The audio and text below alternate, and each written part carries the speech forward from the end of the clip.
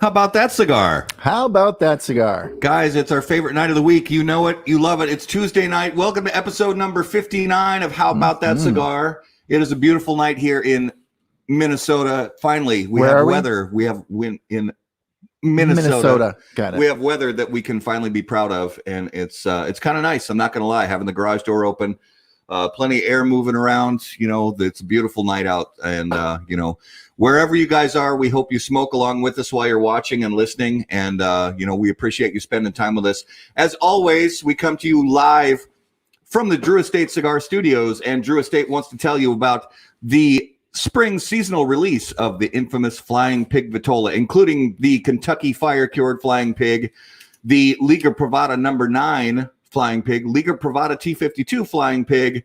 And then we also have Undercrown Maduro, Undercrown Shade, and Undercrown Sungrown. For more information on all of those wonderful Liga Privada cigars, please check out drewestate.com. So Garrett, it is, like I said in the beginning, the weather is finally starting to clear up a little bit, and it's kind of nice because, with quarantine, you're stuck inside. You can't really go anywhere. You can't go to the office, can't go to the cigar shop. And just being able to get out, honestly, and walk around the neighborhood with a cigar instead of just, sitting next to a space heater in the garage, it's kind of nice. It is. I mean, today was beautiful. 71 degrees. Yeah. And there's one of the good things, and for all you guys watching and listening, there's some things changing, little by little. And as always, we want you guys to stay as safe as you possibly can. Whatever regulations you have cooking in your area, do your best to, stay on the right side of the law, but, don't be a hermit either, get out and, get involved in your communities. But, as we've been saying for the last couple months, we want you guys to be involved in, especially with supporting your brick and mortar shops. So get out there.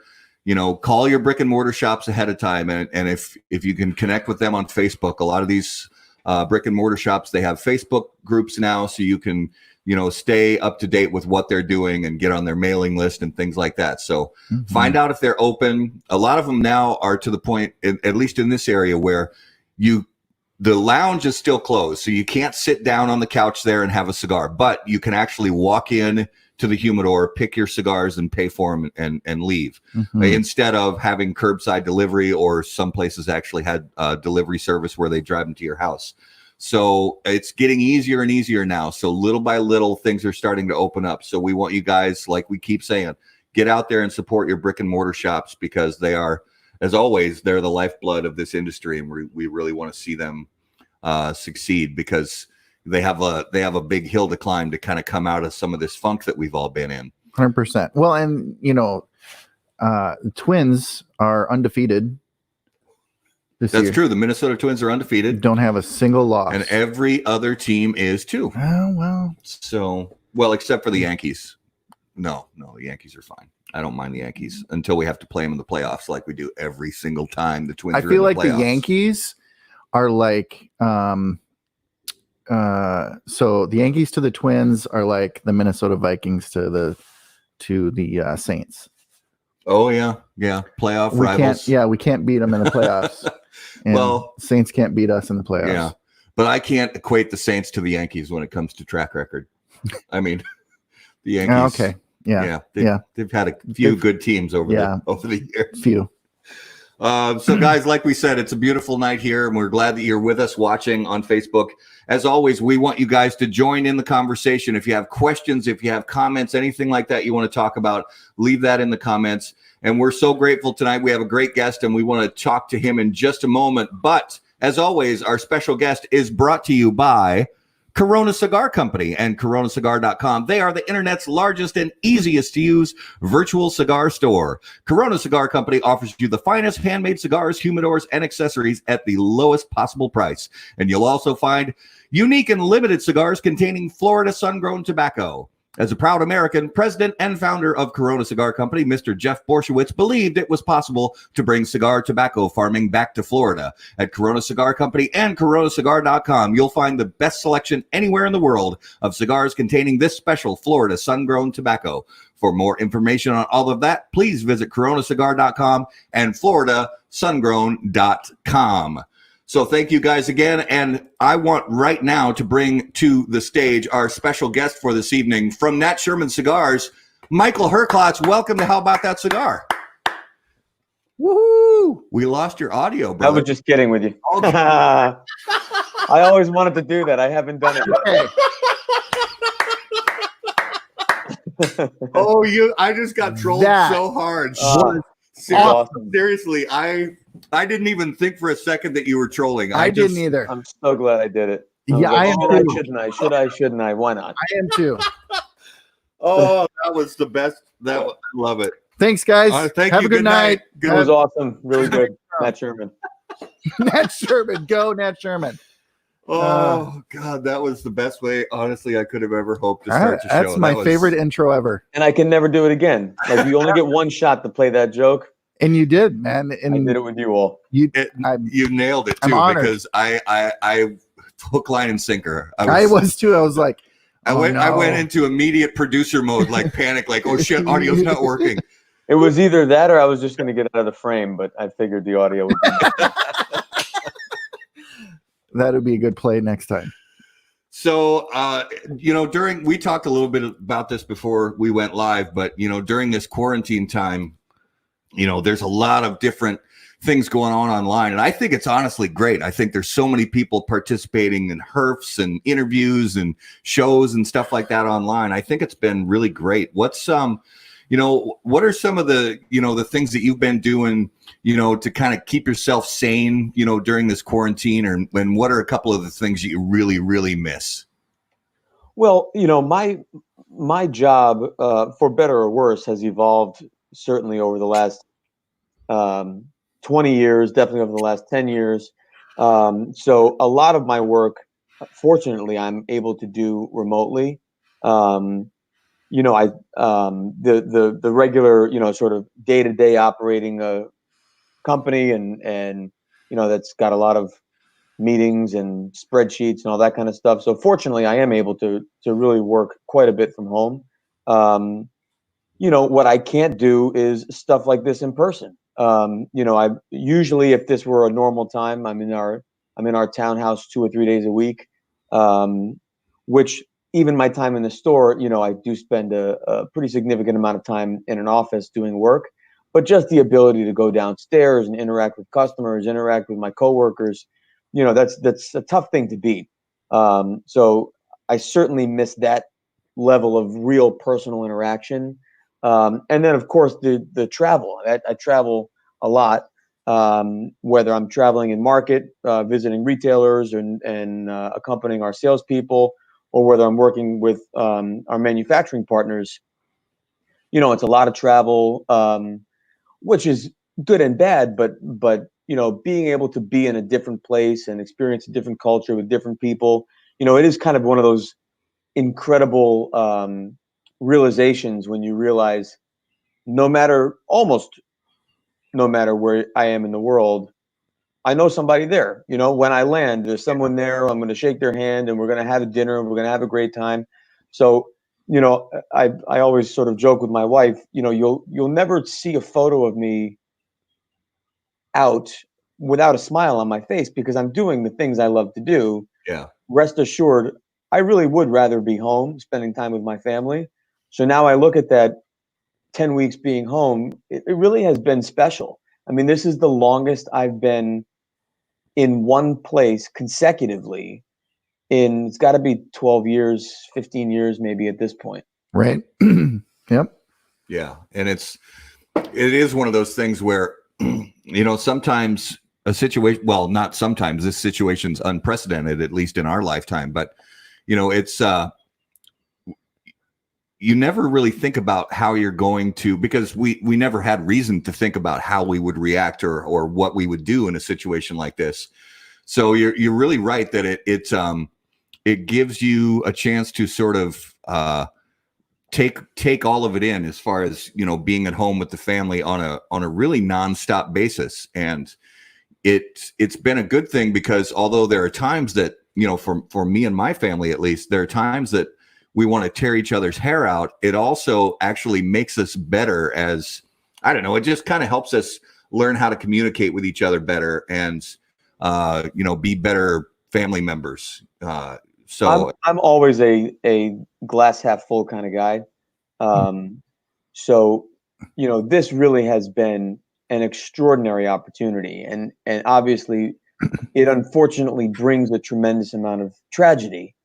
But I think I'm not alone when I say that, you know, this will be memorable for a lot of reasons.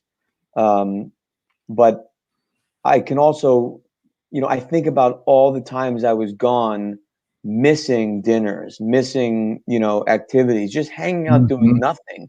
yeah. And this really has sort of forced all of us to reprioritize. And those are really hard decisions to make when you're not forced to make them. Oh yeah. And you know, so as much as I wish this didn't happen, um, for the sake of the world, um, you know, I am also grateful for the time I've been able to spend with my family. You know, my girls are 6 and 4. This is our 10th year married. This has been a really nice time to kind of suffer through this together, you know, and figure it out. Absolutely. Yeah. So I want to go back a little bit, and this is one of those questions that you may have answered, you know, 100 times in the last couple months, but we always like to get a picture, you know, for our listeners and our viewers, of that first time that you can remember sitting down with a premium cigar, and how that blossomed into, or how that, you know, gradually progressed into you finding yourself, you know, in this career path, you know, that you have now, and this life that you've built for yourself in this wonderful industry that we love so much. So take us back, and, you know, to that first premium cigar experience and what you remember about it. So I went to Berklee College of Music in Boston, and I started a watch party over here, and I just saw that John Ramsey, who was one of my drum instructors, just chimed in. Also a great cigar smoker. So what's up, John?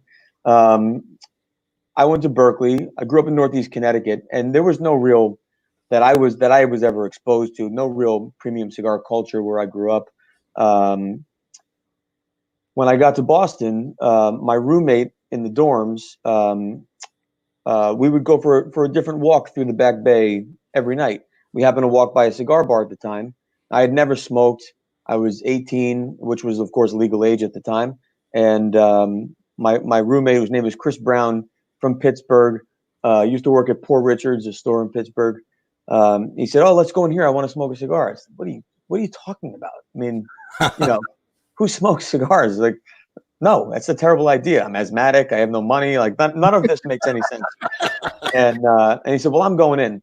So we walked in, and I remember it vividly. Just, you opened up this door, you walked into the front of the room, and it was a long, sort of classic brownstone looking layout. You walk in directly into the lounge, and it was just leather chairs and brown spirits, and you know, this obviously smoke in the air. And I thought, wow, this is really something. Jazz was playing. So Chris picked out an Ashton Classic Panatella, and we sat in the window. Coffee was $3.20, which I'm pretty sure was the most I had ever spent on a cup of coffee. And we sat down. I did not get a cigar, and he was, you know, just watching him smoke a cigar was like, man, there's got to be something to this. And so he said, you know, would you want to just try a puff? He explained that you don't inhale it, that you just kind of puff it in and then blow it out. And so I said, hey, what the hell? So I took a puff, and I remember that it was, first of all, I remember nothing bad happening. You know, I had ideas that something terrible was going to happen if I did this. And so I was so conscious about not inhaling and just doing it right. But I also remember immediately just kind of feeling a part of something. You know, I didn't understand what everyone was doing when I walked in, but as soon as I took a puff, it was a flavor I had never tasted. It was a medium I've never experienced being smoke. It was just, a kind of a aha moment. But of course, I was still 18 and I had no money. So, the idea that this was going to somehow be a viable hobby for me was obviously not particularly realistic. However, there was a store in the Back Bay called Gloucester Street Cigar Company, and it turns out they held free Wednesday night tastings. So this is 1998. It's the end of the cigar boom. So you still had these great tastings going on, and they were free, which was right in my budget. So I used to go there on Wednesdays when I could, and I would meet a manufacturer, and I would enjoy a cigar. And it was run by a guy named David Kitchens. But in those days, 1998, I mean, Rocky was there, Hawk and Indian Tobacco. Jonathan Drew was there in his early days. I mean, and then so many other legends who are not in the business anymore or have since passed away. But it was just an amazing experience to be able to be in these places and be in that place in particular and smoke a cigar and just learn. And as an artist, when we find things that we're interested in, we don't just adopt a hobby. We kind of go a little bit mental. So, I started learning more and reading more. It was really the advent of some of those bulletin boards and message boards at the time. And so I started participating in those. And so that was really all through the fall and then into the winter and spring. And then I wanted to graduate in 3 years. So I went to school through summers, and I needed to move off campus in order to do that. And then I needed to find a job to help pay. A kid that lived on my floor in the dorms worked at this kiosk, basically in the Prudential Center Mall, that was a little humidor that sold cigars. And so I bumped into him in the hall. His name was Phil. I'm like, Phil, you got to get me this job. I know you're graduating. You got to get me the job. He talked to his boss, and I got hired. Okay. So away to work I went. It was a part-time gig. It was great. I mean, it was so much fun, and it was, I was still a little nervous about being all around smoke all the time. So this was in a shopping mall. It was non-smoking. But not long after I got there, the guy that owned it sold it, and the guy he sold it to, I remember he called me and he said, "Okay, I'll be there at 8 o'clock when you close or whatever. Don't leave before I get there." When he showed up, he said, "I used to go by Herc." He goes, "Are you Herky?" I said, "Apparently." He said, "Butch says you're a good kid. You do a good job." He goes, "I don't have time to run this store, so I need you to run it." And I was like, "Look, I'm 19. I'm going to school full time. I really can't do that." And he's like, "I really didn't ask you whether you could do that. I need you to run it." So I did. And I called all my buddies and I was like, "Listen, good news and bad news. The good news is we're going to get discounted cigars. The bad news is you all have to work for them." And we would work 2-hour shifts, lock up the cart, walk between, you used to walk through a hotel. We'd walk through, pass each other the keys. Someone else would go take the cart. It was awesome. So I did that through about 2001, just before 9/11. We closed that store. And I took a little time off. I was playing a lot. I was performing and gigging. And I ended up slowing down and taking 4 years. So really my last 2 years were part-time for school. So I really worked almost full-time my last 2 years. So then I guess in that winter, I went to work at Gloucester Street Cigar Company for a few months until I graduated. And then I moved to New York in 2002, which was always my plan as a musician to move to New York City. And when I got to New York, David, who used to run Gloucester Street, had he was running the Davidoff store on Madison Avenue starting in 2000. So I used to come down and visit him from time to time. So when I moved in 2002, he hired me as a sales associate at the Madison Avenue store for Davidoff. I was a sales associate. So I was selling cigars to bigwigs, and Madison Avenue cigar shop is a different breed altogether. but it was incredible. And I was still gigging and performing and playing a lot. And then in 2006, Davidoff bought a second store on the west side in the Time Warner building, it was called at the time, and they made me GM. So I knew at that time that was a pretty big move. I was 26, so this idea of pursuing music as a first choice, I knew taking that job would probably start to kind of fine tune my path. And then in 2008, David left the Madison Avenue store, and Davidoff gave me both stores. Then I really knew, I'd still play music, and I was still playing quite a bit, but I was kind of, especially in 08, I was kind of going all in, that this is really a great opportunity that I have to take. Yeah. And then so I ran the Davidoff stores until 2011, when I was recruited by the Sherman family to come to Nat Sherman. Yeah. So the role I'm in today largely is the same role I was hired to do in 2011. Obviously, as the company has grown, my roles and responsibilities have changed a little bit.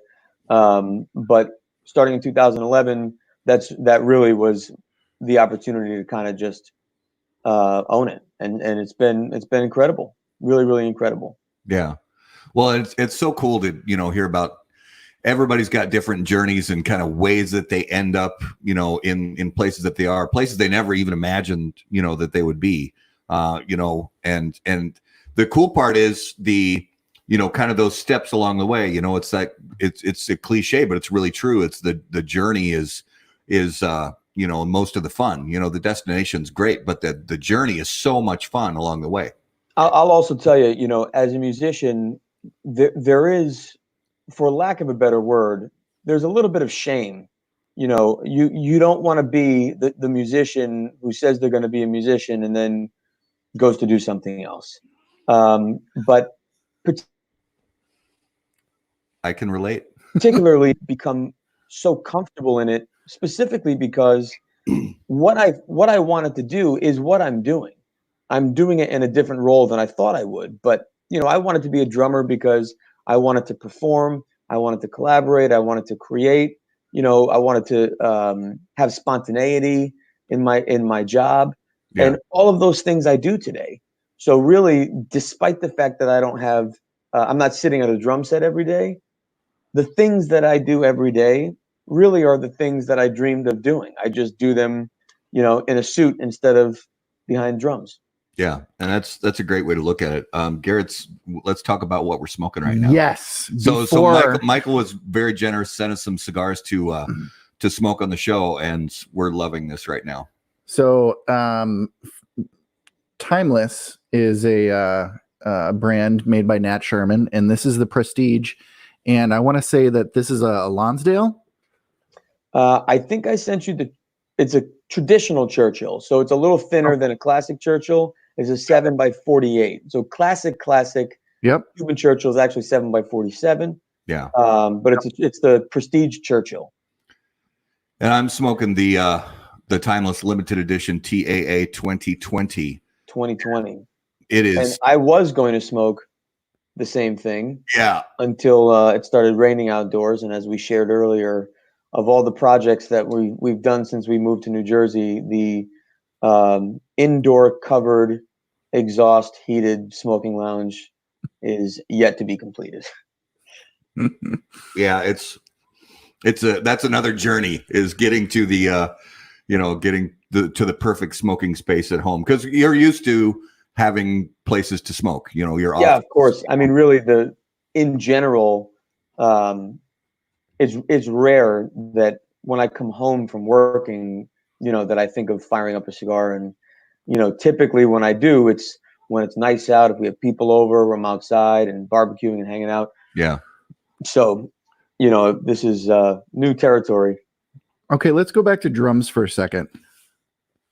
Yeah, so we talked about this briefly, and Michael, the couple times that you and I have met, and then the couple times that we've talked on some of these big virtual herfs and stuff, You and I have extremely similar backgrounds. Extremely similar. I have a degree in jazz and studied it pretty much my whole life, and was my dream to be a jazz musician. And what do you play?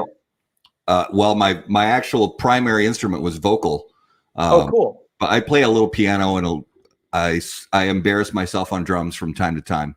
But it's so you and I have, and we could spend basically a whole other show. And actually, I have designs on someday putting together a cigars and music show, just not specifically cigars and music, but to get some people like yourself who are all, because there are a lot of musical creative people in the cigar business, people like yourself and Rafael Nodal and Pete Johnson. And I mean, I could name 100,000 more people in the cigar industry who are super creative musician types. But I just wanted to, throw that out there, that you and I have, because I heard you on another interview on somebody else's show talking about your music background, and I was blown away. I was like, this guy's like, we have almost the same, kind of musical journey.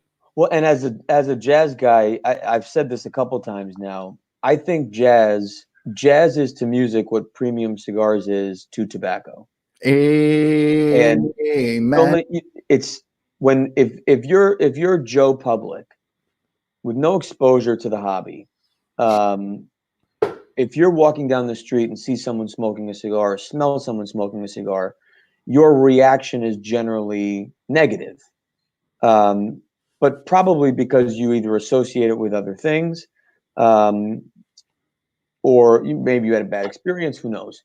But it ultimately is because you don't understand it. Mm-hmm. And typically, when people hear jazz for the first time, particularly if you hear it like in the middle of a tenor solo, that's kind of tough to wrap your head around, right? Yeah. So it basically sounds like a duck screaming, and you're saying, this isn't music. But if you're a jazz guy or gal and you hear that tenor solo, you may know who it is.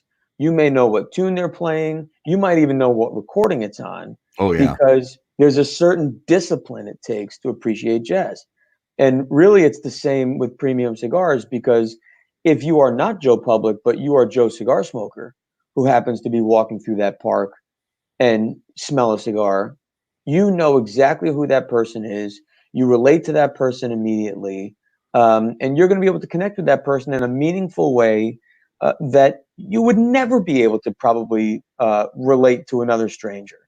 Yeah. So for me, and I had this conversation actually with Christian McBride, great jazz bass player. Early on in our COVID social distancing, I did a few weeks of just catch-ups with people, and Christian was one of those guys, and we had this conversation. But I really think, jazz is the smallest slice of the smallest slice of the smallest slice of pie, and premium cigars are the same.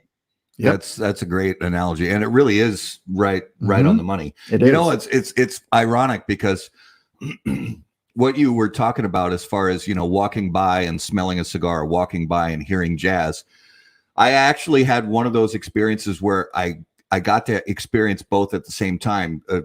About 3 years ago, my dad and my brother and my son and I were at a car show, walking through looking at the cars.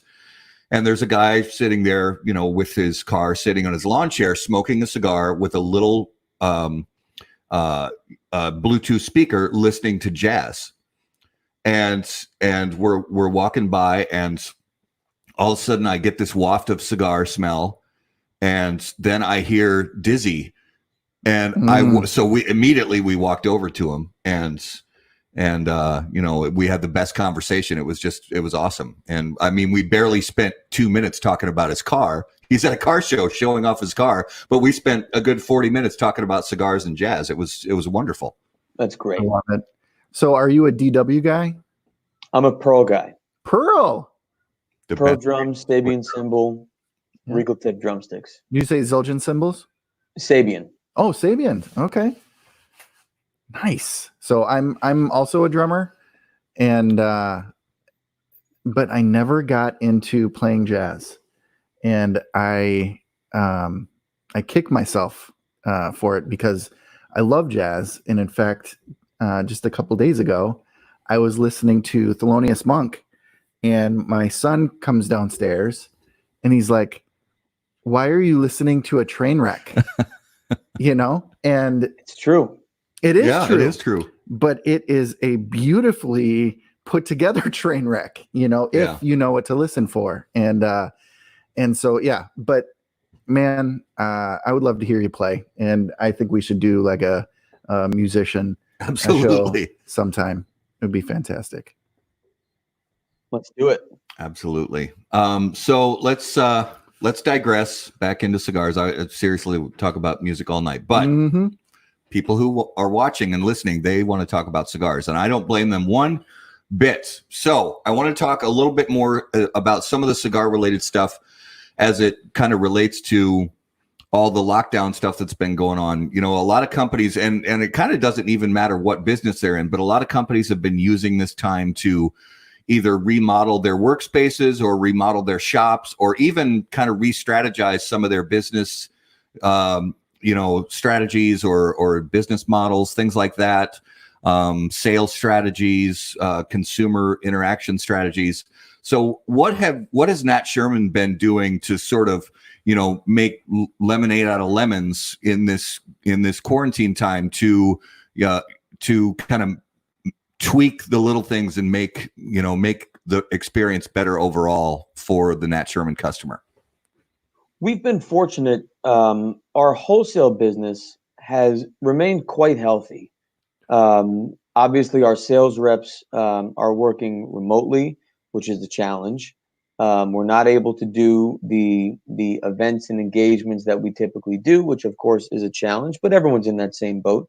But we were very fortunate that we were able to still ship 2 days a week. We have a great sort of core team in our Greensboro, North Carolina facility with reduced hours and remote processing.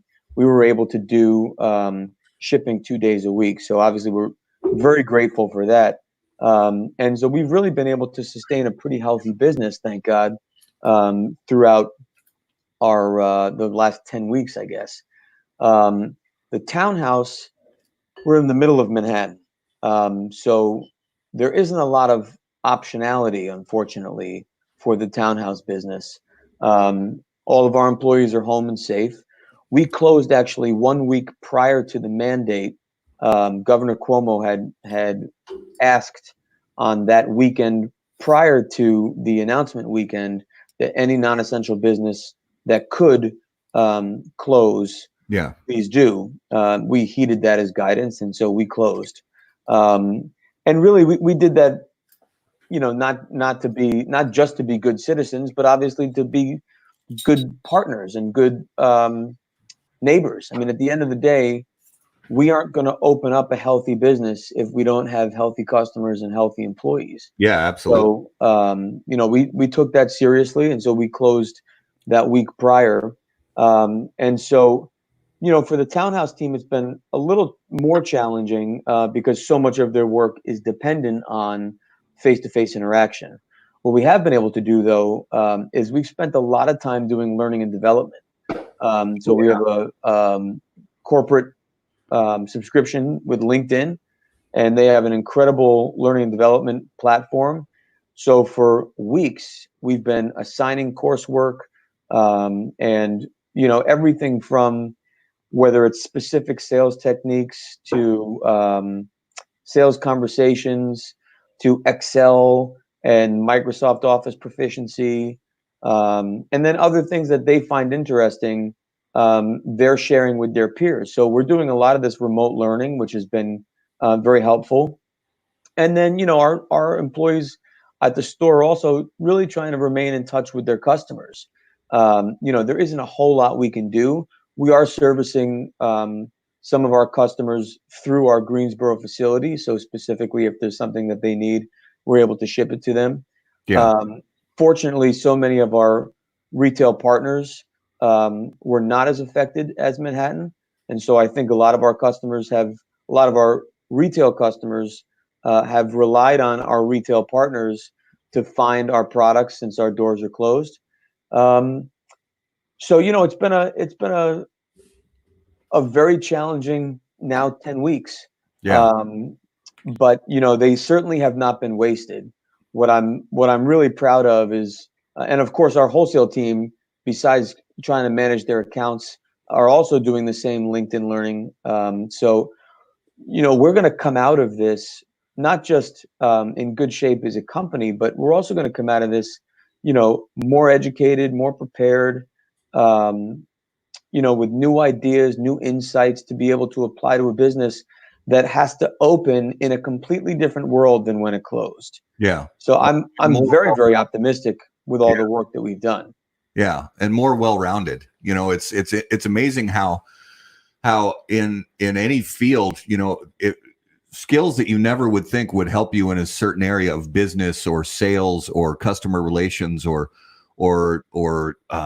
social media, whatever it is, skills in areas that may seem completely unrelated can, they can, if they make you more well-rounded and make you see things in a different angle, then maybe they can, help you to to do that. And I think, this is one of those times that, like you said, we can actually use this as sort of an opportunity, to, better ourselves, learn things that we didn't know before that we realized after the fact. Oh my God, this helps me my job. And I never realized it would. And particularly in retail, you have to be able to relate to every person that walks in the door. And so, depending on what your background is, at least 10 weeks ago, it may be difficult to relate to, folks in certain corporate gigs or what have you. So, even having this time with exposure to learn these new things, I think also gives a wider perspective for our retail associates to be able to relate to their consumers in a very different way than they could have before.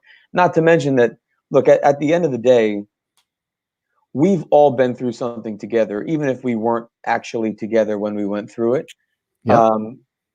It's going to be really important to have as many positive stories as we can have when we get to the other side of this. Yeah. And I'm very grateful. All of our employees are employed.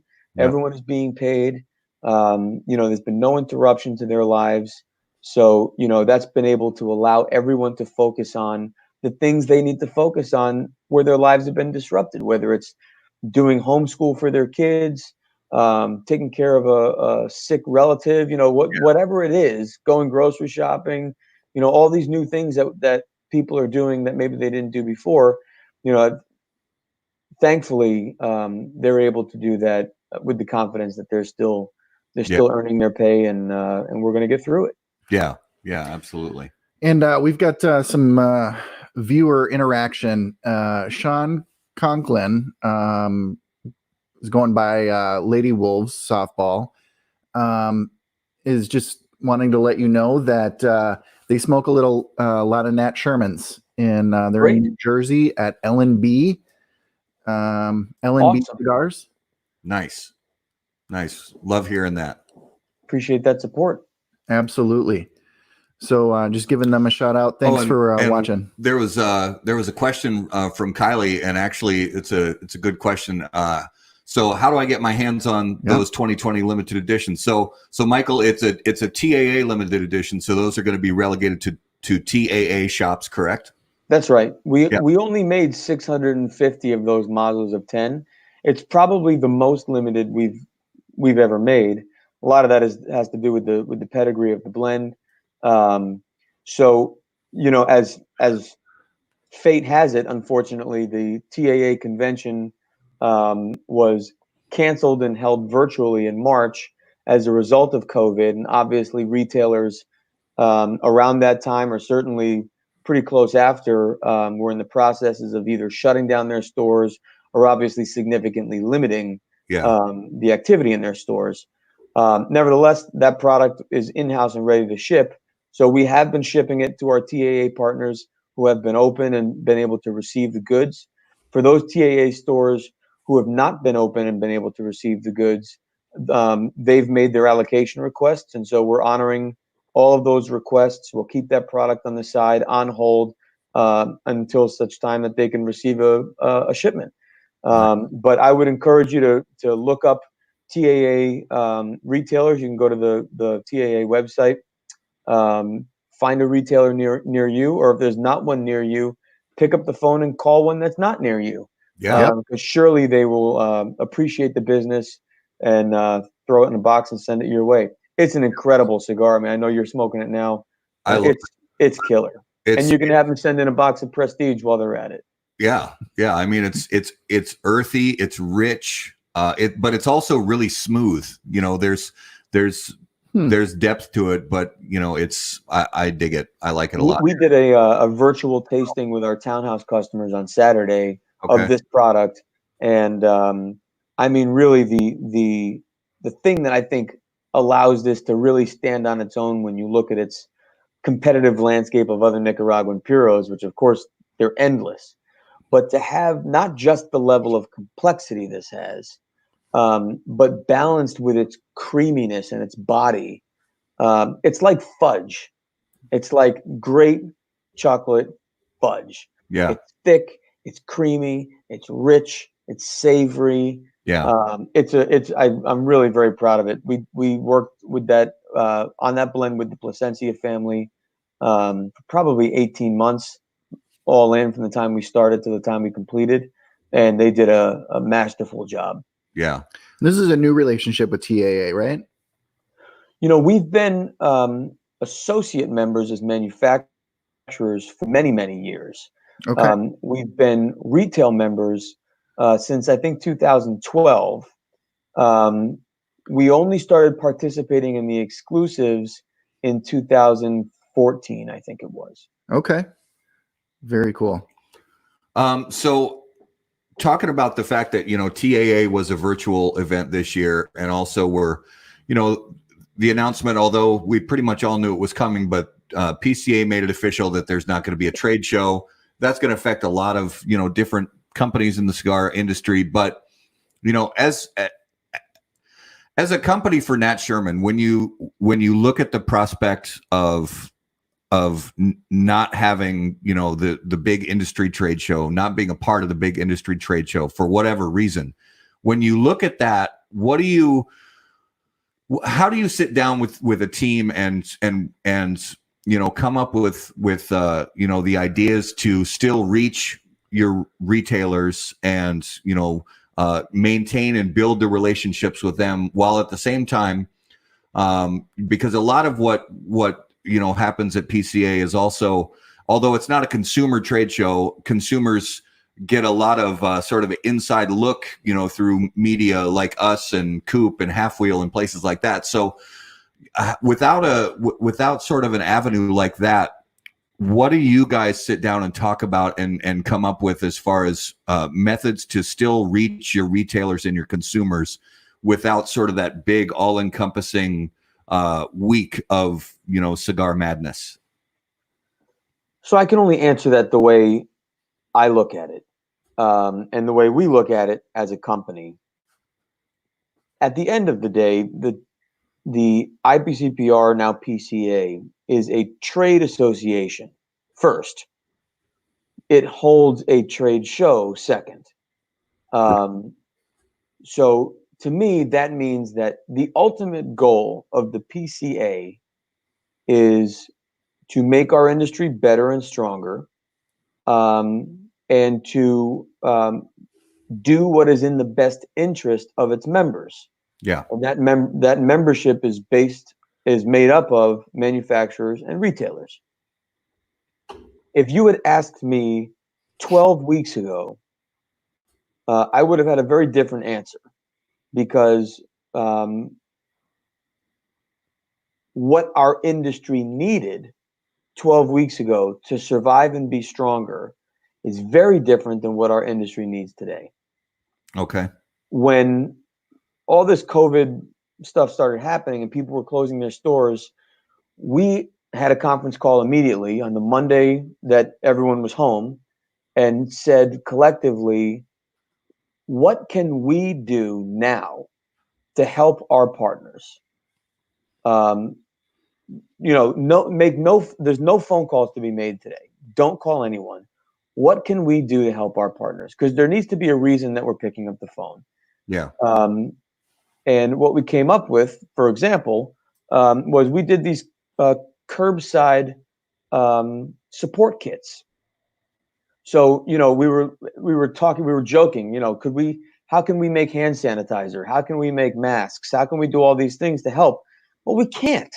Yeah. We're just not set up for that. It's not what we do. Well, what can we do that people need now? It occurred to us that retailers are not prepared to use more shopping bags, more cigar bags, more sleeves that you put cigars in, cutters and lighters and things, all of those sort of to-go items. A large percentage of volume is consumed within the business these days. Yeah. So it occurred to us that our retailers will need support with these items. So we put together these kits with shopping bags and zipper bags and matches and cutters and all these different things. And we started calling our retailers, and retailers, were very stressed out. And a lot of them were like, I don't have an order for you. And we very quickly said, we're not calling for that. I just want to know, can you receive a package and do you need it? Yeah. So this is our 90th year in business. We're around 90 years because we ask ourselves, what do our partners need from us? What do our retailers need from us? What do our consumers need from us? And then it's our responsibility to deliver what they need. I believe that what our industry needs now is support in reopening their businesses. And so could you imagine the scenario if the trade show were to have happened?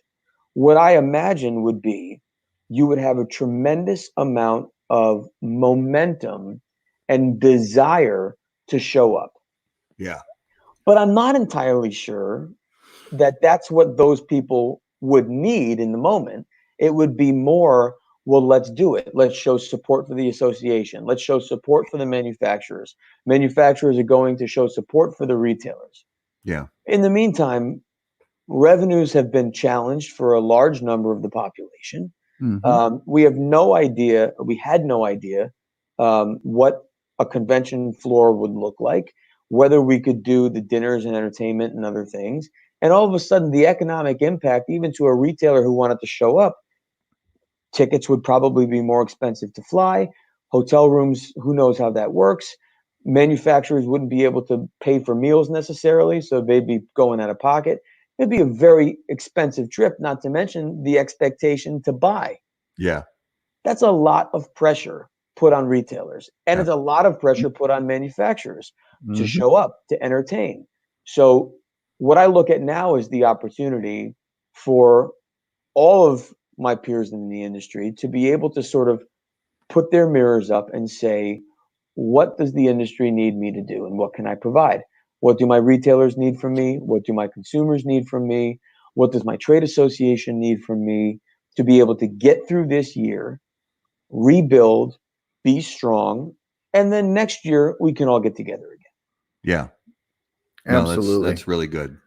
Because it's, it's another one of those things. There's so much, that we have to change our mindset with so much of what's going on right now. And part of that is realizing that there are maybe some, while business is still important, we still have to, maintain the business, but there are some other areas and people that need, a little extra help right now, whether they need, extra medical attention or they, like you said, there's a lot of people who are out of work right now, around the world. It's not just in the United States. A lot of people out of work right now. And, and retailers, especially smaller retailers around the country, they, a shutdown like this really can, have a big effect on them. So we want to continue, obviously we want to continue supporting them, throughout this. And it is nice to see, although I understand 100% that there are some areas of the country that, have different needs when it comes to timelines and opening back up and things like that. But You know, for at least for our area, like we said at the beginning of the show, it's nice to see some areas that are little by little starting to at least allow retailers to do somewhat normal business, you know, as far as and we all have to figure out what normal is going to be. 100%. You know, whether a lounge is open or not, you know, who knows whether that is even viable and people want to be there. Right. Yeah. So we're going to have to figure it out. I just had a question on my watch party. Yeah, man. When shops reopen, will there be more manufacturer-sponsored cigar events?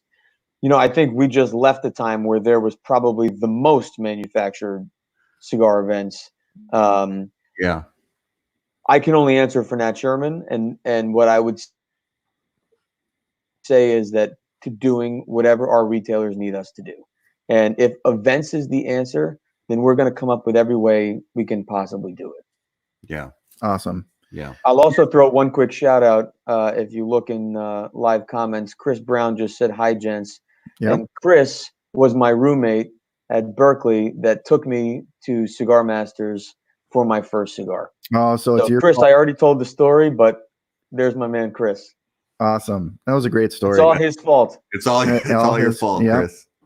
Well, my question is,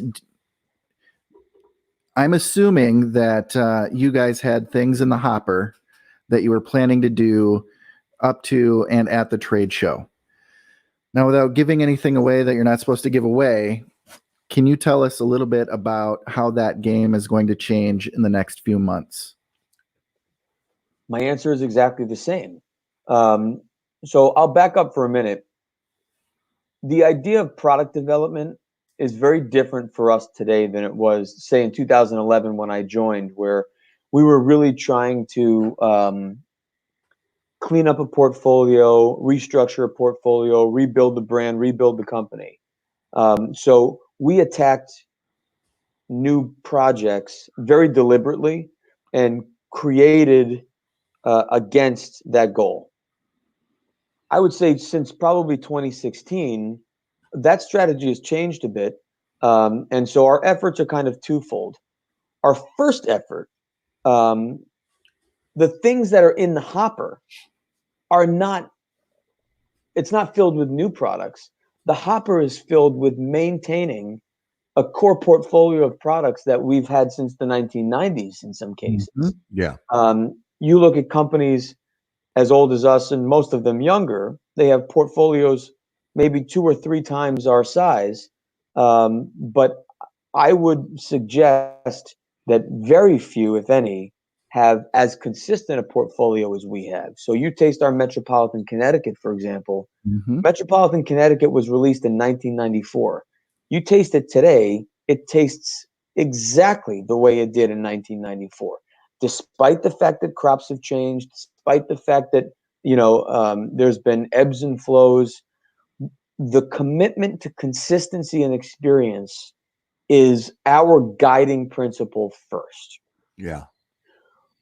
Of course, you want to be able to bring new offerings to market, but now that process, rather than developing for this project and commercializing, there are endless experiences sort of in the hopper, always being tweaked, always being perfected. And so when the opportunity comes to commercialize something, then you say, okay, TAA, it's time for a new limited edition. Which of these products do we think is going to be the best suited for this offering at this time? So, for example, what you're smoking, Matt, was part of exploration back in 2018 that you tweak and tweak and tweak and play with and perfect till you get it to a point of being ready to go, just nothing to apply it to. And then we were able to say, okay, this is the one we're going to apply for TAA Limited. So there are a lot of fabulous things ready to go. The question is that what our retail partners need from us now? And if you had asked me 12 weeks ago, I could have walked you through all the exciting things that we were planning to do at IPCPR. Yeah. That's not to say that we're not going to do them, but we have to ask our partners, is it what you need? Because the feedback we've gotten by and large from the majority of our partners is, I need timeless prestige. I need Metropolitan Maduro. I need the Epica Reserva. These are core products that they've depended on. And as they reopen their doors, what they're looking for is to be able to deliver the product their customers are asking for when they walk in and meet the expectations of their customers. And it does not sound like what they need is a whole bunch of new things that they have to go tell stories about. Mm-hmm. So the hopper is full, but the hopper's been full. Yeah. And as long as the hopper's full, I feel really good. What I feel better about is knowing that we're not pushing product on people who may not need it. Quite the contrary. We have product for everybody who needs it, and we're going to make sure that we get it to them on time with as much support as we can provide, whether they need support for events, support for marketing, supports for in-house promotion, whatever it is, we are going to deliver on that 1,000%. Yeah. I can't trick you into giving us anything, can I? It's really no trick. I mean, there are so many delicious things, but yeah. No, I totally get it, man. And it's honestly, I think it's a great, and I caught myself because I almost used the word strategy just because I'm thinking business right now, because my day job is still, I'm trying desperately to get my day job out of my head right now, but I'm still thinking business, but I almost use the word strategy, but it's really more of a relationship, like you said, with your retail partners of what do you need? We will get you what you need. If you don't need the new latest and greatest product, some brand new release that we're going to, throw parades for, then we're not going to push that on you. We're going to help. For me, it's simpler than that. Many companies today are having calls about what is their post-COVID-19 strategy. We are having calls on how to maintain our 90-year philosophy. Those are two very different things. Yeah. We're not pivoting or changing because it's what we've always done. What we have always done has been, we are committed to our retail partners and we're committed to our consumer partners, customers. And so that's a philosophy that has guided 90 years of success. Yeah. And it's going to guide the next 90 years. Of course, we have strategies to do that. But, the idea of how do we pivot and scramble and figure out what life is like post-COVID? Of course, we're going to have to figure out how to do life different and do business differently. Right. But fundamentally, we are not doing it differently. Right. The action we may do may be different. The route to market may be different. But at the end of the day, we are doing precisely what we did a week pre-COVID, a year pre-COVID, and 10 years ago, which is we are listening to our partners, we're listening to our consumers, and we are making sure that we're delivering at or above their expectations. Yeah.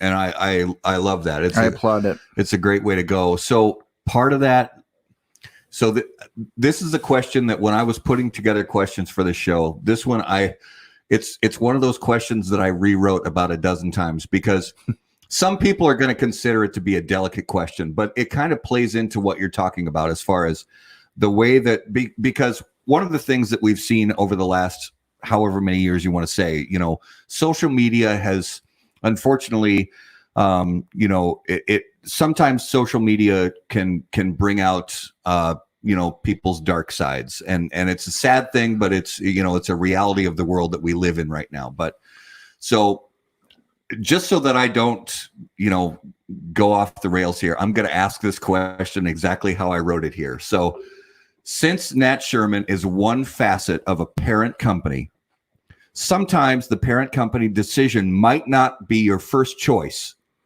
And a lot of times consumers and retailers can overreact and make hasty decisions about Nat Sherman as a brand because of it. How do you balance the expectations of the higher ups at your parent company with the expectations, realistic or not, of your retailers and consumers? By and large, we have operated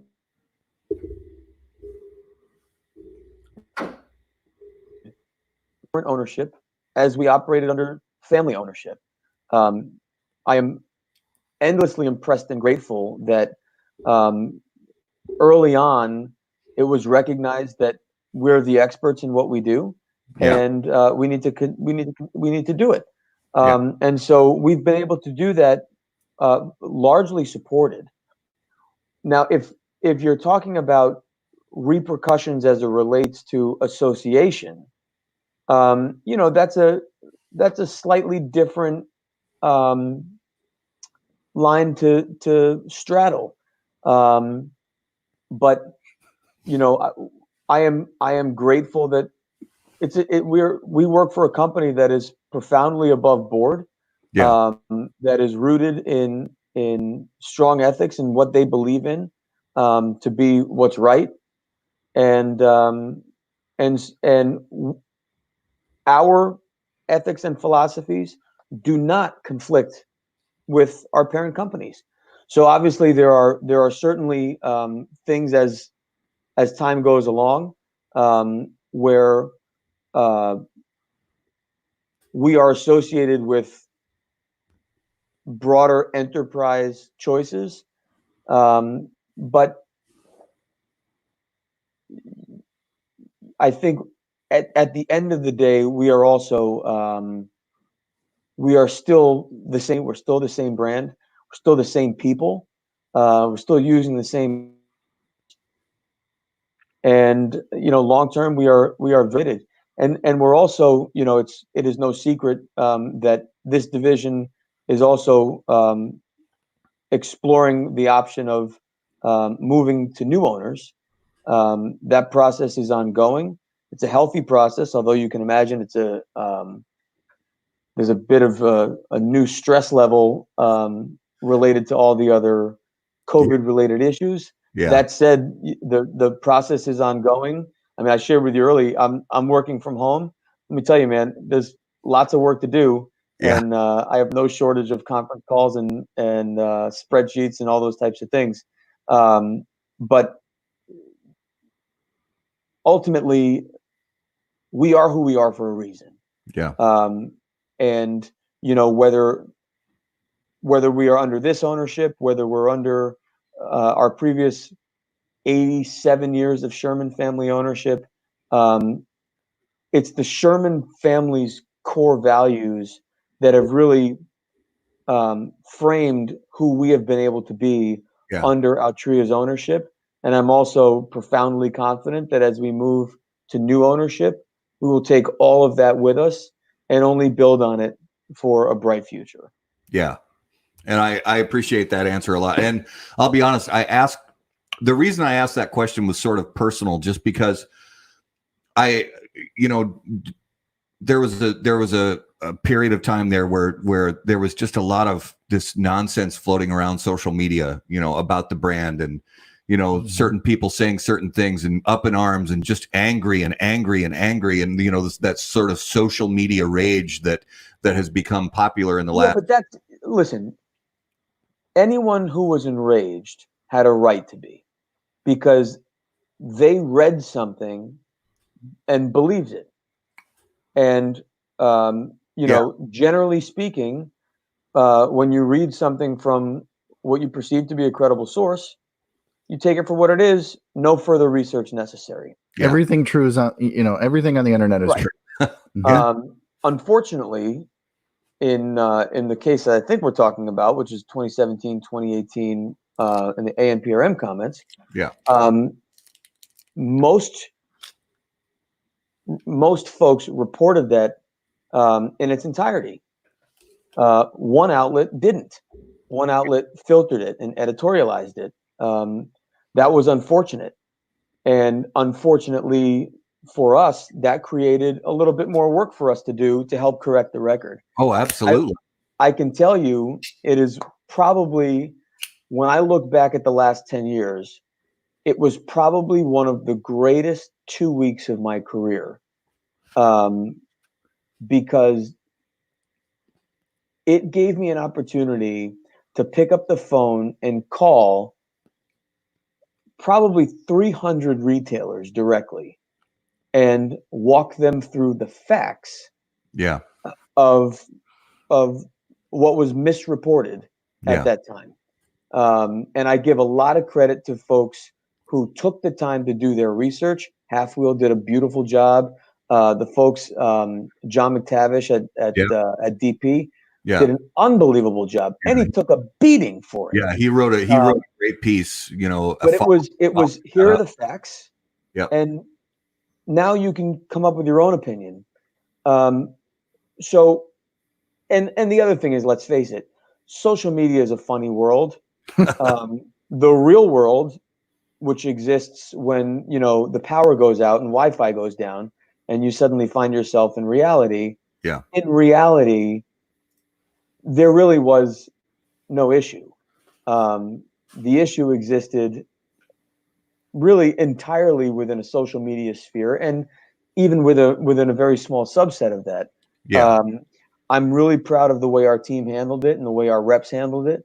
And look, at the end of the day, if a customer doesn't want to buy our product, that's a customer's right. And if a retailer doesn't want to sell our product, it's the United States of America. It's no problem. Yeah. Now, I won't rest until I make sure that I understand why they won't sell it or why they won't buy it. And then it's my job to make sure to educate everyone on why they should.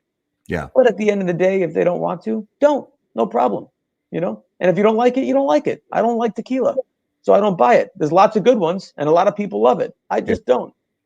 Now, I heard you guys are harvesting unicorn tears for a lot of your cigars. Is that true? You know, I've heard the same thing. Mm-hmm. You know, there's a lot to get through in that as far as the overall cultivation of the tears. and that's not really something I can speak about. I totally understand. Well, I saw that on Facebook this morning. They're beautiful. They're so beautiful. I saw that on Facebook this morning that Abraham Lincoln is the one who said that. So it's got to be true, right? It's totally true. Must be. Man never lied. Especially after that apple fell on his head. Mm-hmm. Yeah, well, yeah. Mm-hmm. Yeah. And when he built the railroads and put the first man into space, I mean, he built the internet. He built the internet too. No, and I appreciate that because that was because Nat Sherman as a brand is one that I've enjoyed for many, many years. And having already met you and a lot of the team at Nat Sherman and you know, known what not just the brand, but the history of the family was about. I sort of took it to heart when I saw a lot of this nonsense floating around, you know, social media about all this. And, you know, my response to a lot of people was what my response is about a lot of other subjects online, which is calm down first. Start with that. Calm down. And maybe ask people who are actually connected with the company some questions. And maybe that was a great example, one of many that exist in social media. Yeah. And that is, you know, I have a preconceived idea of what I want to believe. Yeah. I found one source that confirms what I want to believe, despite the fact that the facts and most other sources offer a differing opinion. I'm going to go with this one. And I have no objection to that at the end of the day. I really don't. No problem. If that's the one you want to believe, great. I mean, you know, I don't know if you've seen any of the crazy COVID conspiracies, and there's babies who are being eaten, and there's, you know, there's tunnel people living under Central Park and all this stuff. Yeah. You know, I think it's incredible. Maybe there are. I have no idea. You know, I'm not saying it's untrue because I have no facts to the contrary, but I also have no facts proving that it is true. Therefore, until I see babies crawling out of tunnels in Central Park, But you're also I'm just going to keep reading. But you're also not going to go and start pulling up manhole covers and go down there with a flashlight. No, because I'm not. It's right. Yeah. Mm-hmm. Right. Although if I want to listen to my own advice, then maybe I should take it upon myself to do the research and dig a couple holes to see if I find some, just so I could rule it out. Right. Well, let us know what you find. Yeah. Report back. Right. Yep. Valerie Bradshaw, who is a new good friend of ours, and she would like to know what wine you are enjoying. Oh, yeah. I didn't ask that. Thank you, Valerie. I'm drinking a little Dolcetto d'Alba from Italy. Nice, bright fruit. Good box. Nice and easy. Good box. Good box. Easy pour nozzle. Yep. Good. Oh, this is a great buy. It was a great buy. It's young, 2018. Was a recommendation from a local retailer. Delicious. 12.5% alcohol, so relatively low alcohol, and really nice. Nice. So, there are a lot of different things that you that you do in your role with Nat Sherman, and from whether it's testing out the blends, tweaking the blends, with the team at the factory, whether it's team building with the salespeople, with the retail store, strategies, consumer engagement. What would you say is your absolute favorite part of the job?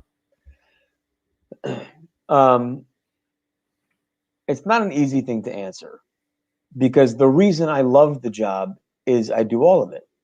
Not unlike why I like being a musician. I play a wedding one day, I play a jazz quartet the next day, theater another day. That idea of the sort of constant change and evolution of the work is really what I love the most.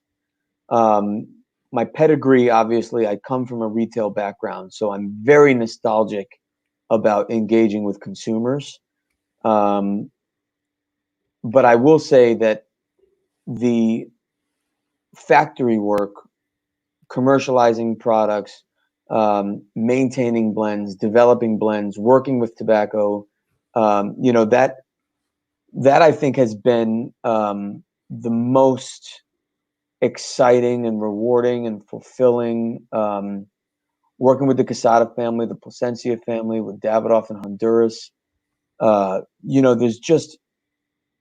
there's so much. I think it's easy to feel like you have a command of retail or of market or of, even though obviously that's always evolving as well. That I think anyone who says they're an expert in the cigar business, is definitely not an expert. Yeah. Because the experts I know would never consider themselves experts. And those are the people I go to learn and have questions. But spending time in the factory and spending time in the farms, and especially now 9 years of doing it, every 4 weeks, it really, it's really an incredible feeling. It's really hard to explain, but but I think really being on the product development side of things and the product maintenance side of things, and then to be able to follow that through into market and then be able to engage with consumers and do things like this, that's just that's the cherry on top of the sundae. Yeah. It's seeing a product go from concept to consumers really digging it and enjoying it is just fantastic. It's like hearing your song on the radio. Oh shoot, yeah. It's just amazing to and again, it goes back to the journey. Going along each step of the way. Stumbling here and there, but then getting to the other side of it and seeing people enjoy it for what you originally imagined it to be. And the other thing, it just like a pursuit of an artist. When you create music, nobody writes a song that they think is okay and puts it on an album or performs it. Or maybe you try it out, but no artist composes a painting and was like, fuck it, the next one will be better. Let's sell this one. cigars are the same. Yeah. You know, you put everything into it, Mm-hmm. knowing that people are not going to like it. I mean, that's just a fact. Yeah. And so it's this constant, you're constantly chasing and perfecting something that cannot be perfected. Because no matter what, there is no perfect score. It's an impossibility. And so it's a constant, struggle to do the best you can to please the most people, and then be consumed by the few who hate it. Yeah. And then trying to fix it. And even though so many people like it, thinking I could do it better, knowing that you felt so good about it when you did it. And I think that's what keeps it hungry, and that's what keeps, it's what keeps our industry alive with so much momentum and excitement. I would generally, I don't like to speak for anybody, but I think in that particular case, I would speak for the entirety of the premium cigar industry that is trying to do the same thing we're doing. Yeah. Mm-hmm. So let's move into this week's Smokabulary word. Mm. So, ladies and gentlemen, as always, Smokabulary is brought to you by AJ Fernandez. Born and raised in Cuba, AJ Fernandez now produces unparalleled premium cigars in Esteli, Nicaragua. The day-to-day operations at Tabacalera AJ Fernandez are managed under the watchful eye of Mr. Fernandez himself in order to ensure superior quality. The AJ Fernandez portfolio of premium cigars provides blend, strength, and flavor profiles to match the preferences of any premium cigar consumer, whether it's New World, Dias de Gloria, San Latano, Enclave, or Bellas Artes. You are sure to be satisfied with a premium cigar from AJ Fernandez. So, guys, this week's Smokabulary word is parejo.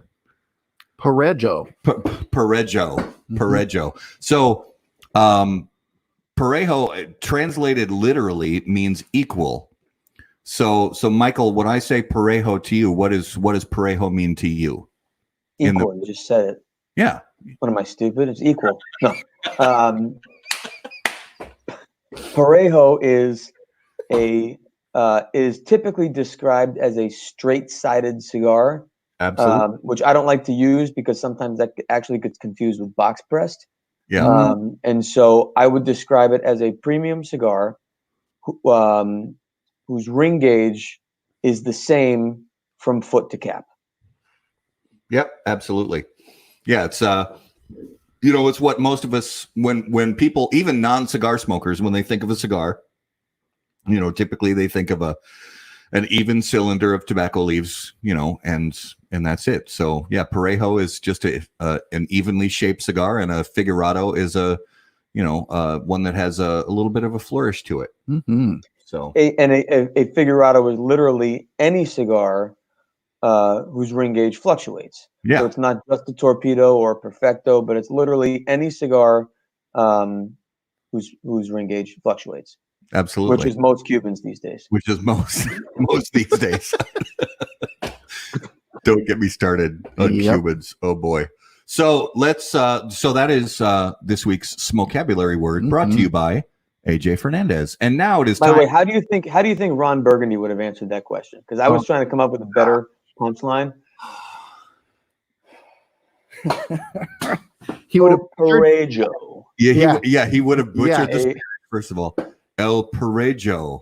Parejo. It is a small French cigar, typically enjoyed with Pernod.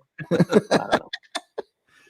We'll work on that. And it smells of rich mahogany. I think that's going to be a new segment for you guys. Is how would Ron Burgundy describe the following word? I'm going to run with that idea. I love it. It's yours. Thank you. We'll or take Ron's corner. Or Ron Swanson. Yeah. The other side of the coin. Yeah. All right. So it is now time for Numero de los Muertos. All right, guys. Numeros de los Muertos is brought to you by Oveja Negra Brands. They bring you premium smoking experiences forged from tobacco, time, and talent. Comprised of Black Label Trading Company, Blackwork Studio, Dissonant, and Emilio.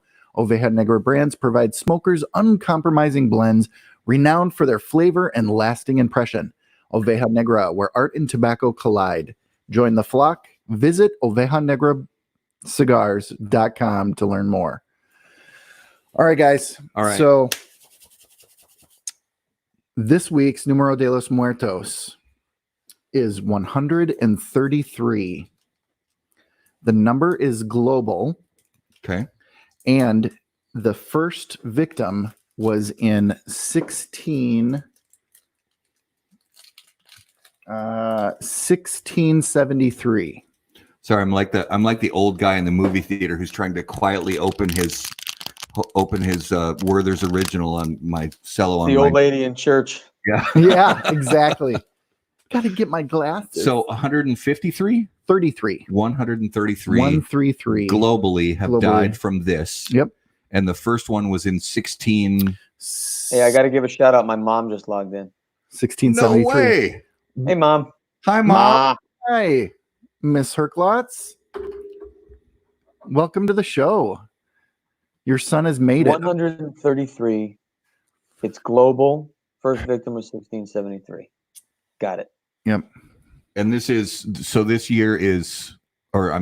number is all time or annually? All time. So, okay, only Got it. 133 people have died from this in the last 400 years. Well, that's not going to be an easy one. All right. As always, viewers, if you have guesses, put them in the comments. Yep. This is yes or no time, like a 20 questions. I'll start throwing The Parejo plague. Ooh, the Parejo plague. No, I'm going to go no on that one. It's okay. Okay. Chris Brown says, does it involve sailing? It does not involve I'm sailing. sailing. I'm a sailor. I sail. Dr. Leo Marvin.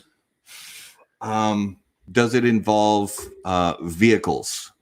It does not involve vehicles. All right. Animals. Not animals. Farming equipment. Not farming equipment. We've done that one. Does it involve any sort of parasite or disease? It is not a disease or a medical. Okay. It is not lightning. Laughter. Ooh. I did laughter. Did we? Oh, yes, that's right. We did laughter. Yeah. Struck by lightning. It is not How lightning. many was laughter? Was it more or less than 133? Less. It was less. Yeah. And really only one completely confirmed case of laughter. Most of the others, I want to say it was like a dozen people where it was choking. Most of them choked due to laughing. That's aspiration at the end of the day. That's not laughing. Oh, Phil. Correct. Phil says jousting. Is it jousting? It is not jousting. That's a great guess. I love that guess. 1673 was the first. So here's what I will start to hint. This is people die doing their job. Their job. Mm-hmm. We already did blacksmithing, right? I don't think we did blacksmithing. Is it blacksmithing? It is not blacksmithing. All right. I'm trying to go back to the 1600s. Now, do you have stats on how recent, when the most? I was going to say, what's the most recent? This year. This year. Horseshoeing? Ooh, Get kicked in the face? That's a good one. I got to look that one up for later dates. It does not involve a sport. Okay, so it doesn't involve sport. Does it involve the water? No. Flying? No. Well, it wouldn't be flying if it was 1673. Could be air balloons. Most of the cases were actually then because they, Yeah, just happened to have one last week, and gardening. Ooh, gardening. No. Would the deaths be considered accidental? Some of them. Could you identify the bodies? Yes. That's a great question. Largely the body kept whole. Mm-hmm. Does it involve a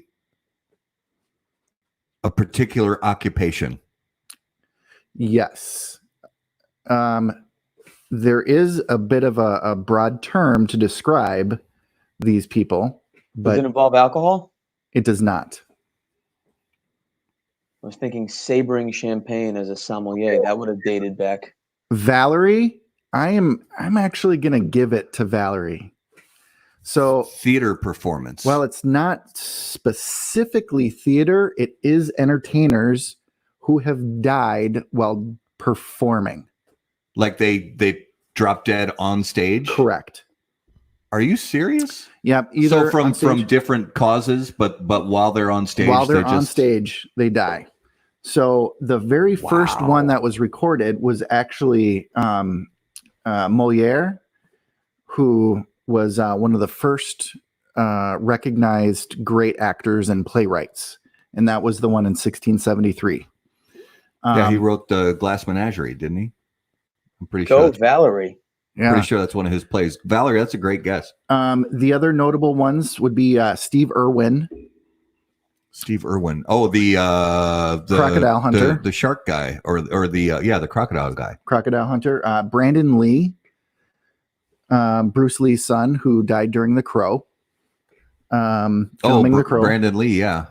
And then, dude, so I was reading through all of these people that had died, and 1974, Christine Chubbuck was a news reporter, and she took her life live on air. She did not. She did, and the only time that has ever happened, she was a newscaster. Oh my gosh! And yeah, crazy. I had never heard of that. The 1974.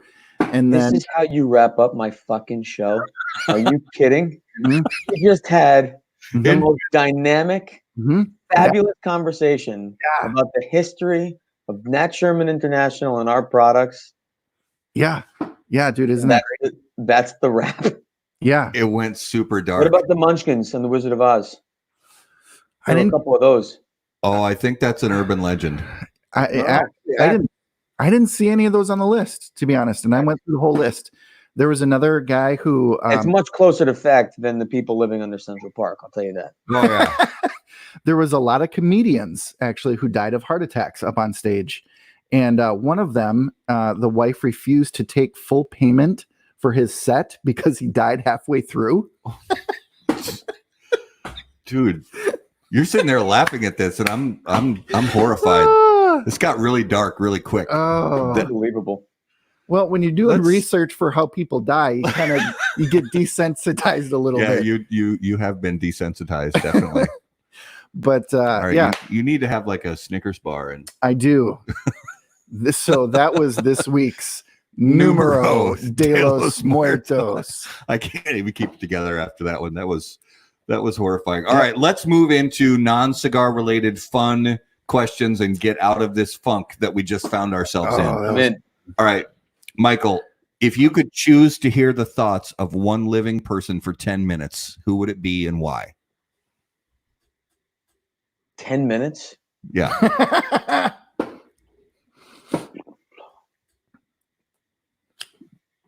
Thoughts, living person, 10 minutes.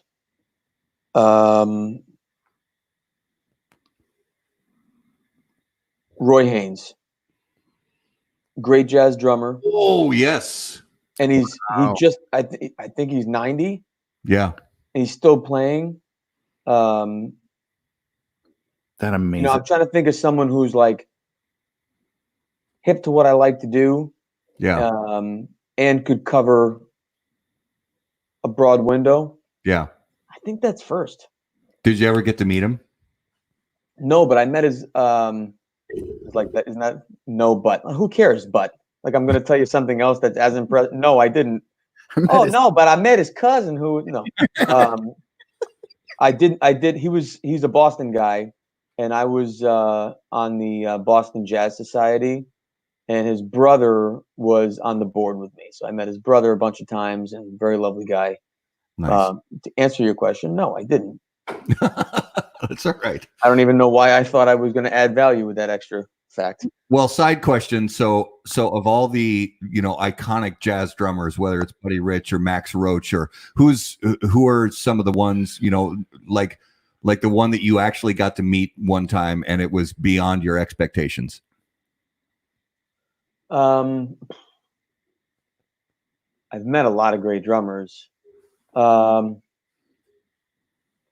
it doesn't even have to be a jazz drummer. It could be, Carter Beauford or anybody. Well, I've met Carter. He is great, and he's a cigar guy, by the way. Real nice. Cigar guy. That's actually a good one. He fell out of my mind, but he would be a great one. Anton Fig is up there, who was the drummer for Letterman. Yeah. I met him early on at Berkeley, and he was a guy I just loved watching.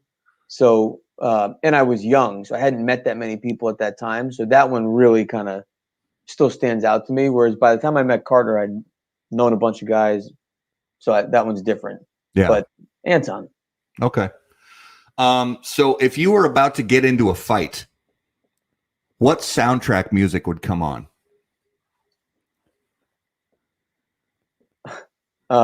More uplifting things.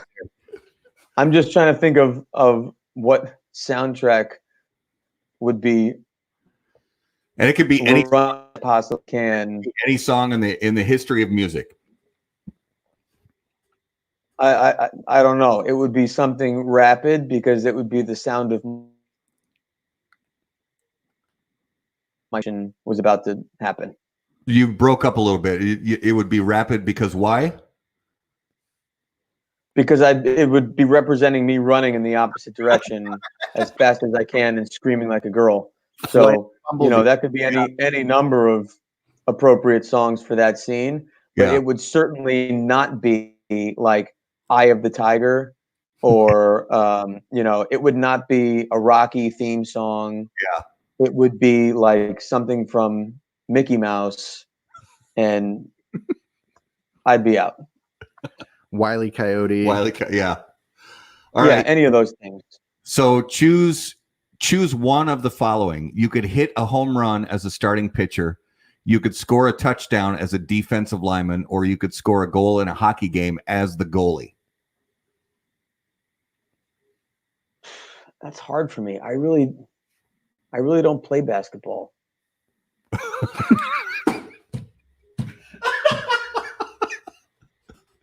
That's the best answer in the history of the show.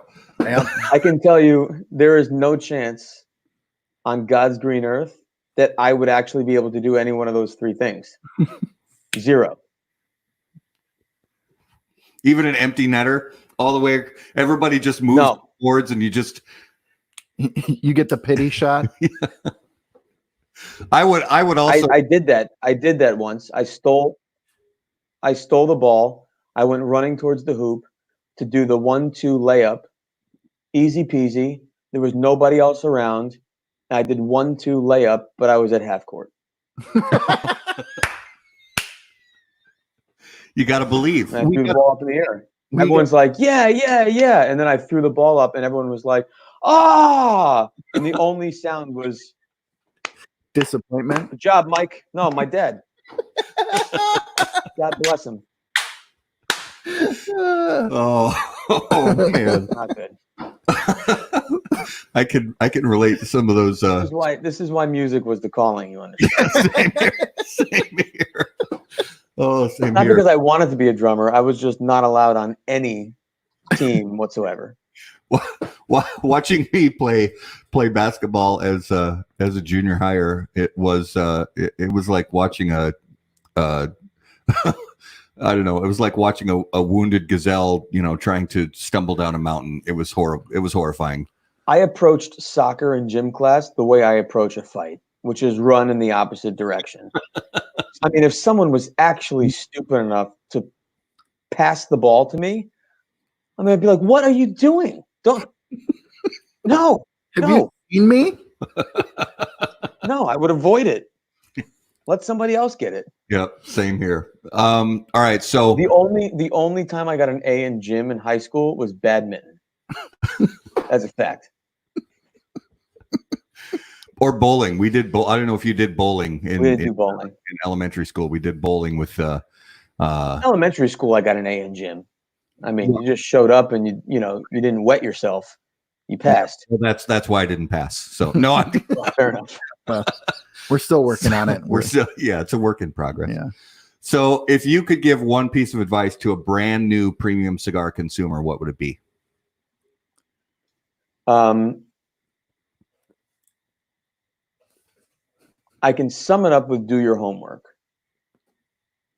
I would split that up into a couple of things. Number one, do not rely on the internet for expertise.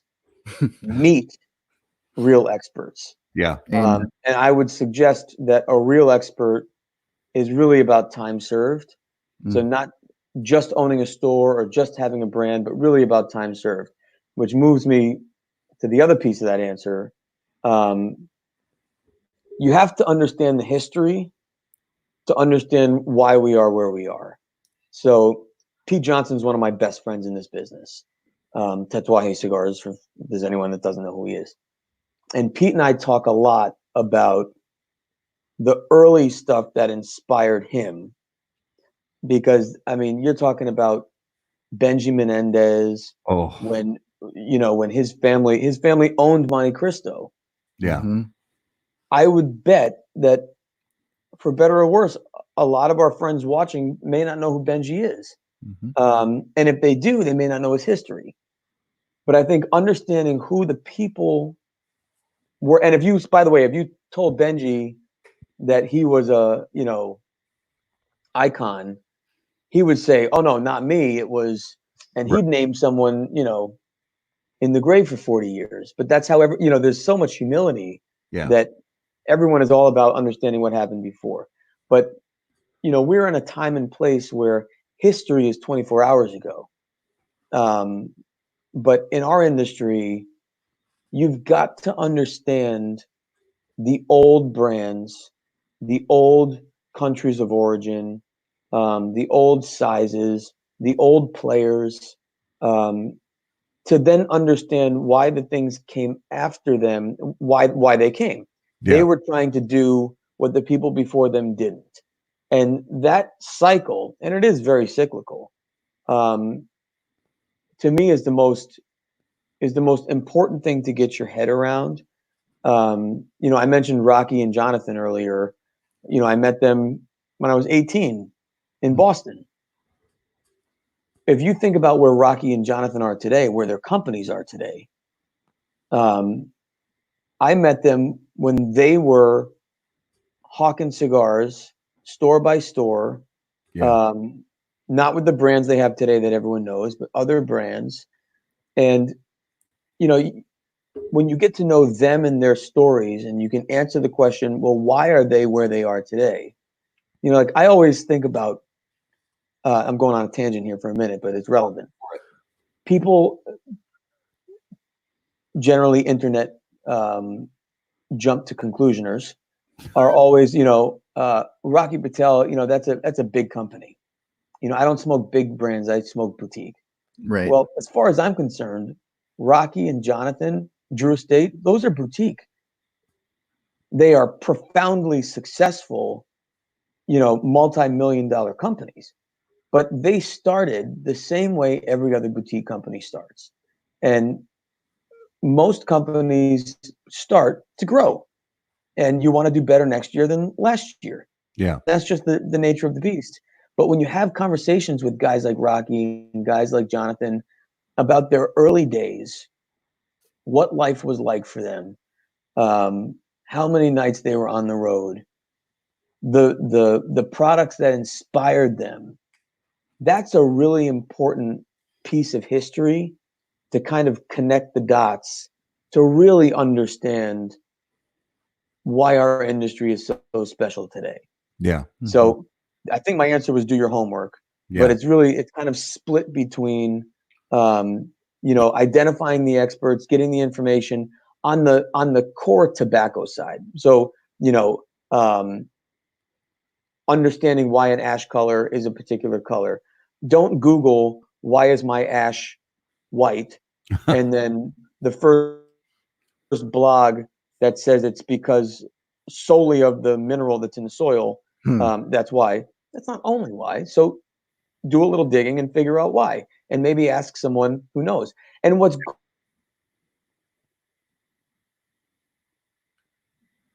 great about today is better.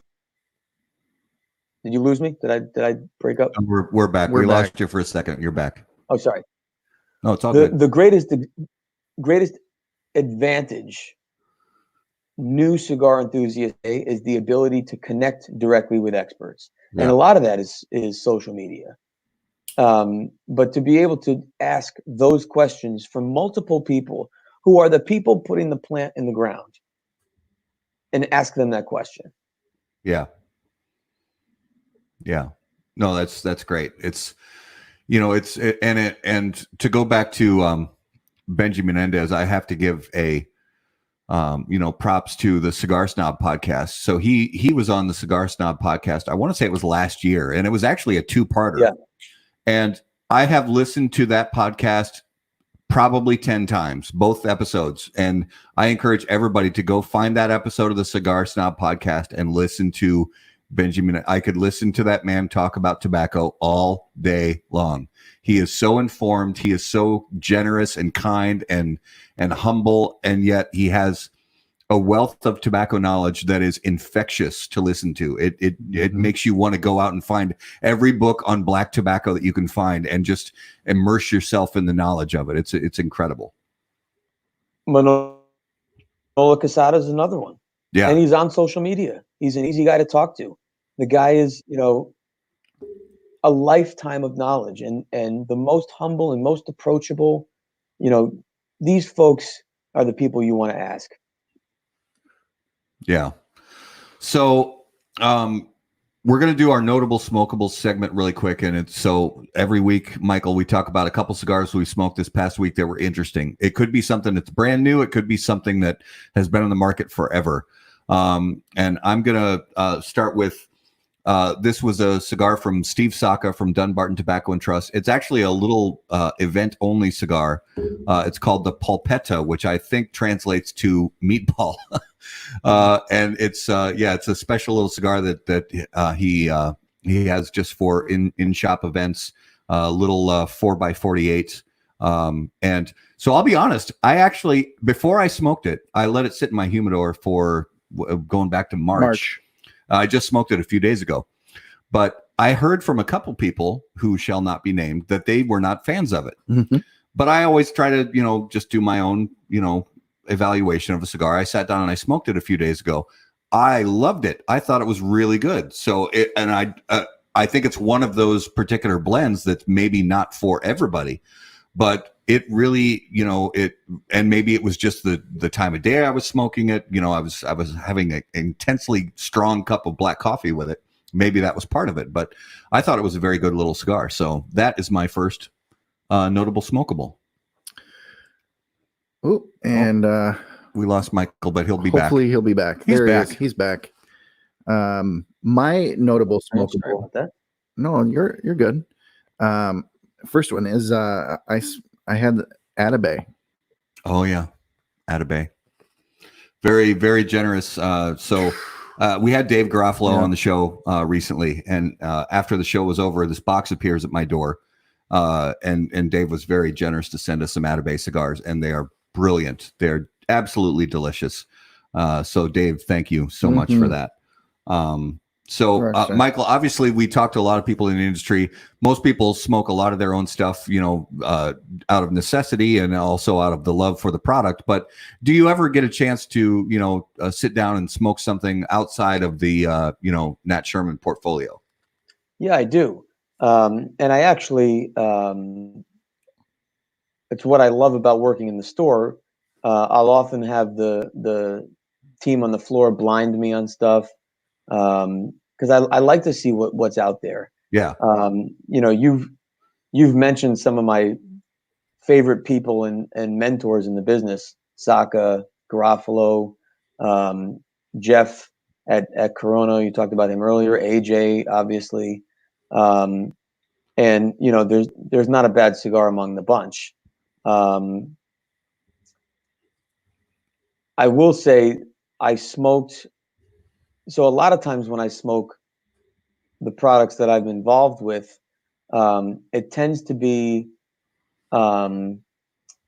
less just for enjoyment and a lot more for analysis.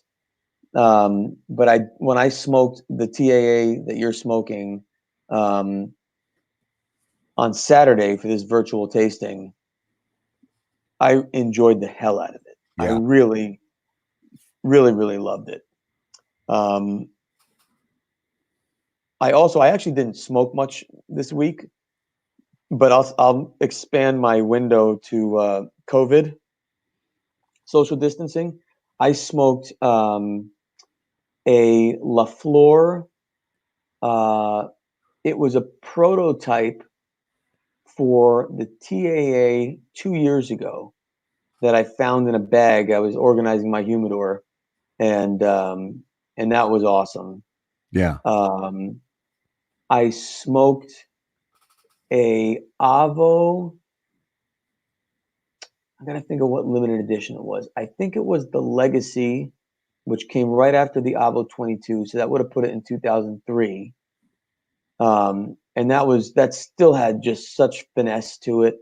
I really, really liked that. And then I smoked, what the heck was it? It was a Petit Corona. It was Pete. One of Pete's just classic Tatuaje brown label. Yeah. It was terrific. Yeah. Love that cigar. Mm-hmm. It's consistent across the board. Love it. My only other one this week was that I wrote on my list was, and it's a cigar that's been around for a while, but for some reason I had never tried it, was the Diamond Crown Black Diamond. And I loved it. It's super, super intense. I mean, it's really, really in your face, but I thought it was great. I really enjoyed it a lot. Yeah. Awesome. And I had a Don Carlos. Oh yeah. Nice. Love it. Always good. Always good. Yep. Just a great. What size? It was the Corona size. The number 3? The number 3. Number 3. Yeah. That cigar for me is, I mean, as much as the Robusto was Don Carlos's format, the number 3, there's something about that cigar that just is so nostalgic to me. Yeah. Mm-hmm. I like the way it looks. Just sitting on a table, I'm in love with it. Yeah. Yeah. Yep. I mean, frankly, most Coronas I fall in love with on the table first and then fire them up. But that one in particular is just really, really special. Yeah, absolutely.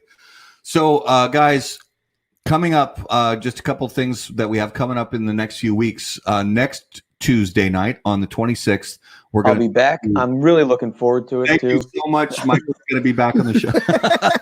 We're going to have Luis Cuevas from Casa Cuevas Cigars. And then the following week on June 2nd, I can't believe we're already into June. I know. But we're going to sit down with Tim Swanson from American Viking Cigars. You may also know him from Cigars Daily. Mm-hmm. So we're going to talk to him on the show. And we have more great stuff coming up in coming weeks after that. So thank you so much, as always, for watching and listening. So, Michael, give everybody kind of a final idea. Where is the best place for our viewers and listeners to get information, all the best up-to-date info on Nat Sherman Cigars? Our website is natshermaninternational.com. That's probably the most informative place.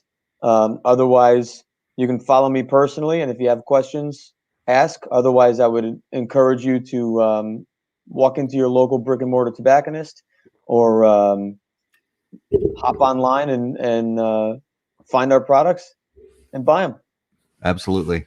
All right, Michael, thank you so much. Man, honestly, brother, for spending great us and our listeners and our viewers tonight. We really appreciate it. My pleasure. So glad to be on, and sorry for the technical difficulties at the end, but we made it. No, it's all no good. worries. It's one of those times that internet's sketchy these days. It's the times we live in. It's all good. Mm-hmm. And thank you guys for doing what you do. I mean, so many people keep their hobby a hobby, which is great. But when we go back to the idea of being able to ask an expert, it relies on people to take the hobby seriously and to do it well and do it professionally, and get multiple opinions and multiple guests and multiple points of view. And you guys do such an awesome job of that.